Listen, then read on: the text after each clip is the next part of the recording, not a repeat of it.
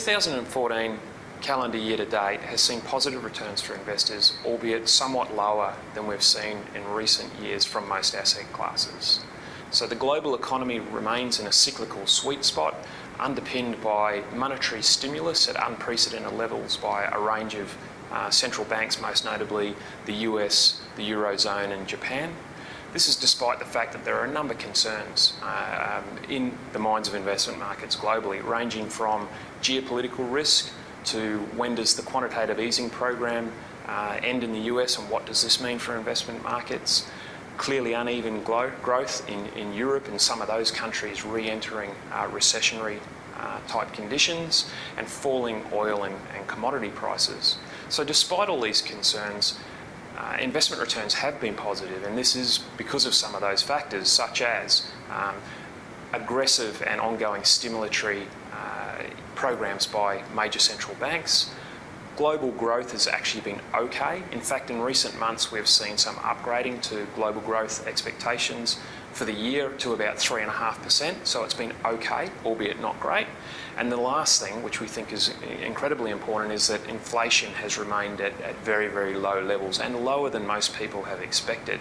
And what this means is that interest rates can remain lower for longer periods of time.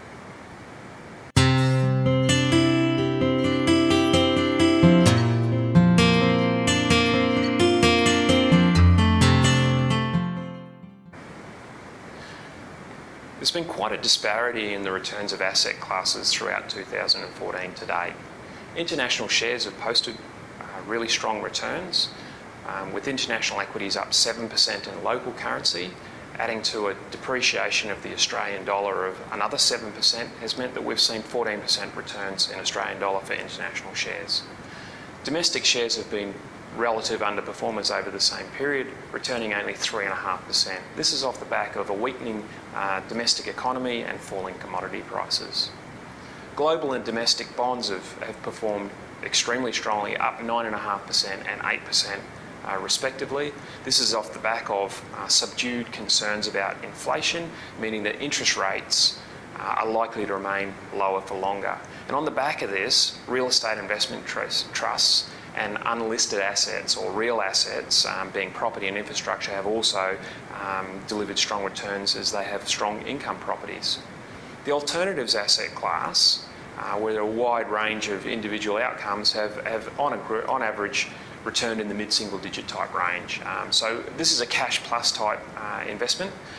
So with low interest rates at circa 2.5%, that has dragged down returns for alternatives managers, albeit we are seeing increased levels of volatility more recently, which should add to stock and asset dispersion, which may improve the outlook for this asset class.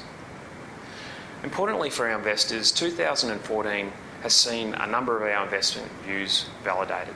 The first one being a strong preference for international shares over domestic shares. And again, this is because we favour the backdrops of the US in particular, where we think that economy is improving. It creates more opportunities for companies, as opposed to a domestic economy that we think is struggling. It's struggling to move away from the mining-led half of the economy, moving back into an East Coast, more bricks and mortar type growth drivers. The second thing is that we've seen the Australian dollar come back in line with our view quite strongly throughout the year. Again, something that we think over the medium term will be ongoing. That has benefited the values of our offshore unhedged assets, so international shares again. And the third thing is we had a strong preference for increasing our allocation to real assets, so unlisted property, unlisted infrastructure, and we've seen extremely strong returns over 2014 for these asset classes.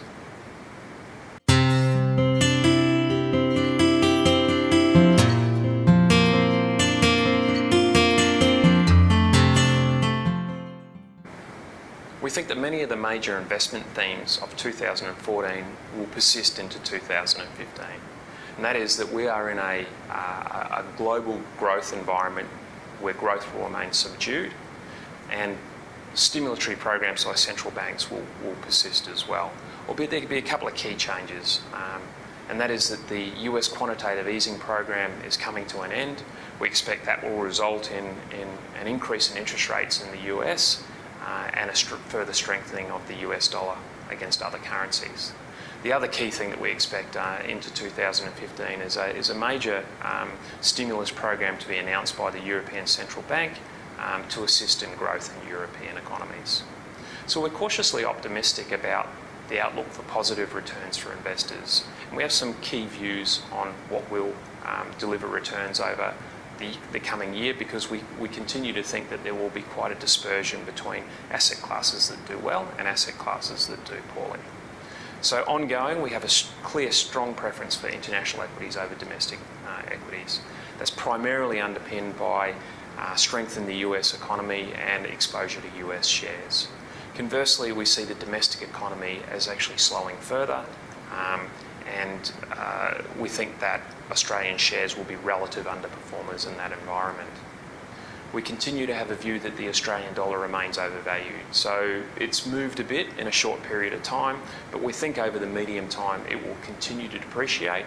So we have a favour for unhedged international assets that should see benefits from a falling Australian dollar. We also continue to think that the real asset classes, being unlisted property and unlisted infrastructure, should do very well in this environment, and you should expect to see an increasing allocation to that asset class from us over the coming 12 months. What was a real surprise for us in 2014 was the strength of bond markets. Now, we've had a view for some time that this asset class is overvalued. We continue to think that will play out over the medium term, and we're hopeful that, or we're mindful that in 2015, as US interest rates start to rise, bond asset classes should start to underperform. So overall, we're cautiously optimistic about the rate of return from both the global economy and also for us as investors into 2015.